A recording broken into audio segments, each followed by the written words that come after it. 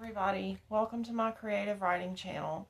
My name is Ella, and today I would like to take a look at Psalm 23 as a contrast to just the death and ugliness that was in the last poem that we looked at for the persona, which was Wilfred Owen's Futility. I am able to see some words that are reminiscent of the picture that he drew there, but this is going way back to ancient literature and the pastoral themes. This is actually where they originated. So, at this time in human history, and this is why they're so prevalent in Romanticism and even in other periods of literature, why it's so easy to see that they are there, because they're quite fundamental to the human condition. So I have two versions of the poem that I want to read today. The first one is the one that we know, that we're most familiar with, and the second is from a translation of the Bible known as the Message that I use on a daily basis, and it has more everyday language in it and makes the message of God's love more accessible. So let's read The Lord is my shepherd. The Lord is my shepherd, I shall not want. He maketh me to lie down in green pastures. He leadeth me beside the still waters. He restoreth my soul. He leadeth me in the paths of righteousness for his name's sake. Yea, though I walk through the valley of the shadow of death, I will fear no evil, for thou art with me. Thy rod and thy staff, they comfort me. Thou preparest a table before me in the presence of mine enemies. Thou anointest my head with oil, my cup runneth over.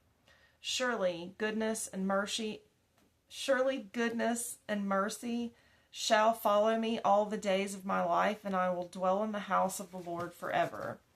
So we talked about how it's an ancient text with pastoral themes, and how just the image of being in, he says, green pastures is restorative to the soul. That there's something about lying down in a meadow that is just relaxing, calming, not just the act of, if we are lucky enough to do so, but the act of recalling when that may have happened for us, or just imagining just how restorative the imagination is. It brings all of that back. So to contrast a little bit also with the persona from the previous poem, green pastures here is in contrast to fields unsown. And so when the persona in Futility says fields unsown, it's like unsown. It's almost like there's something missing. That it's, instead of saying that it's a meadow, he's referring to it as something that is not there. Something hasn't been done. And it's like, it's coming, like from a place of lack or scarcity. And the words green pastures do not indicate that. It seems full in itself, that it is a perfect place, that nothing is missing, that we have everything that we need. And that is, of course, the theme of the poem. And then still waters. While I've noticed there's no element of water in the poem Futility, he does refer to until this morning and this snow. And so that's the best I can do in terms of comparison and contrast. still waters in the Lord is my shepherd, but this snow, well, it's still a form of water, although it's frozen. It's not, it doesn't seem to be life-giving. And I think that echoes the theme of the lack and the scarcity in that poem. Whereas still waters, we return to the image of stillness that has been present so much in Romanticism, which of course reminds me of be still and know that I am God. But lastly, I want to look at a couple, well, lastly for this version of The Lord is My Shepherd, I wanted to look at a couple of themes that I really don't think we've talked about enough, and that those are trust and faith, and how they're tied into gratitude. So when he says, preparest a table, like, how accommodating that he's recognizing that the Lord provides him space and provision. Like, to have gratitude for that is one thing, but to continuously have gratitude for something that the Lord provides builds the trust. And I think that is where the personas, of course, we know who wrote it, but the personal power that David wrote the poem in is coming from an inner strength that he has built a trusting relationship with the Lord through just like everyday gratitude, and also the faith. And so one leads to the other, that the gratitude builds trust and the trust builds faith, that he might not have any reason to think that things will get better when he says, walk through the valley of the shadow of death. But he fears no evil because he has a trusting relationship based on experience and the experiences that he has had in these pastoral environments. So that's one. And also I write, okay, shall follow me and forever. So goodness and mercy shall follow me forever. Those reinforce the themes of trust and faith. But I want to look at another version of Psalm 23. A David psalm. God, my shepherd, I don't need a thing. You have bedded me down in lush meadows. You find me quiet pools to drink from. True to your word, you let me catch my breath and send me in the right direction. Even when the way goes through Death Valley, I'm not afraid when you walk at my side. Your trusty shepherd's crook makes me feel secure. You serve me a 6-course dinner right in front of my enemies. You revive my drooping head. My cup brims with blessing. Your beauty and love chase after me every day of my life. I'm back home in the house of God for the rest of my life. So, all right, again, looking at the themes of the persona and romanticism, here I feel like we still capture the same spirit of the gratitude, the trust, the faith, but even more so, I feel like, because of the accessibility of the language, and in some instances it's just more vivid, the imagery that he's using, that reinforces the theme, that because it is more accessible, because it's more straightforward, it's not an English interpretation that's hundreds of years old. This is something that I'm not afraid, that is something that is more likely to be spoken in our everyday language, and so it reinforces the pastoral themes. So, for instance, okay, so that the everyday language and accessibility echoes the trust and faith, but to look at the differences specifically, like lush meadows, to me, I mean, that is just way more restorative than green pastures. We go from fields unsown to green pastures to lush meadows. Which one would you pick, you know?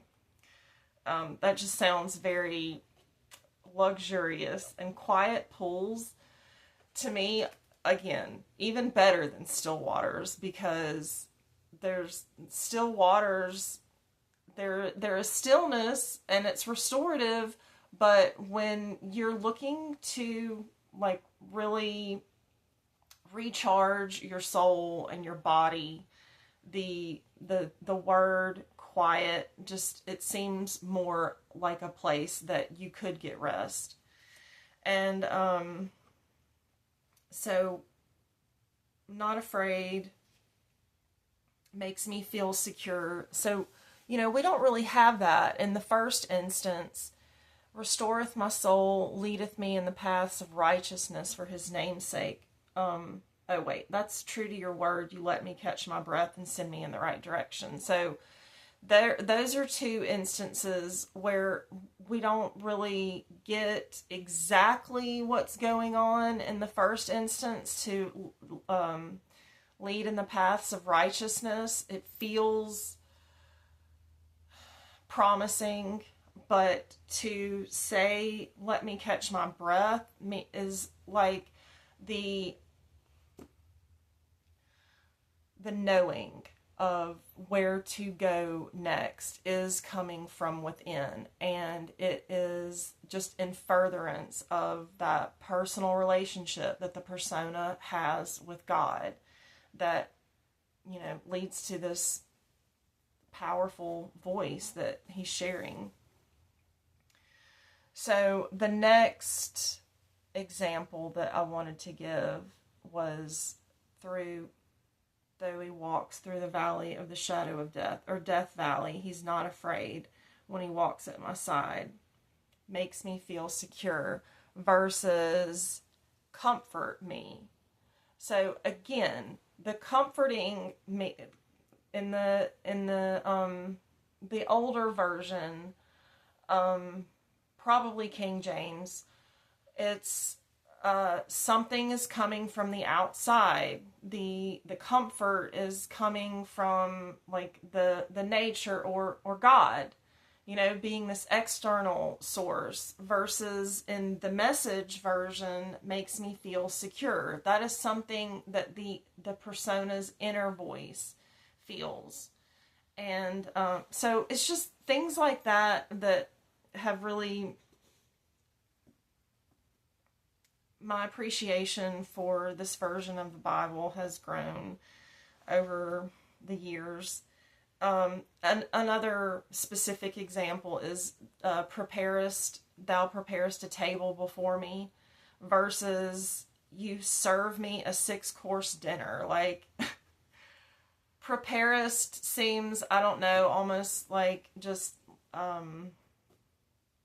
like it just sort of happens magically, versus serve being a very active voice. And then of course, you know, prepare us a table, but you know, it's just a table prepared is not nearly as specific as a 6-course dinner. I've never had a 6-course dinner. So it's just, the imagination is something that, you know, we have in the first poem, but having more specific examples of what exactly the persona believes in and sees that the Lord is giving him on a daily basis. It's more powerful for me. And then lastly, I wanted to look at, in the original version, it says, surely goodness and mercy shall follow me, versus beauty and love chase after me. Again, goodness and mercy, goodness. It's just, you know, it's nice. But beauty and love, I mean, chasing after you. Like, you know, I want some of that too. Like, this is, in both poems, we have one original text. And we're not reading the original text because we're reading a translated version. But it's interesting. It's an interesting tool to use for building your personal voice as we look at the persona, because it's just two different ways of looking at the same thing. I'm just arguing that the more specific language that we're able to use, the better the reader can, or in your storytelling, the better that we as observers can take from and use, like, you know, as an impression moving forward, and you know, to counteract the human condition. And then also, well, he says, and I will dwell in the house of the Lord forever. And I just thought, you know, the word dwell is kind of, it can have somewhat negative connotations when you get stuck, you know, on something that isn't, you know, the most positive. But in the newer version, in the Message, it says, I'm back home in the house of God. And, you know, is there any place better?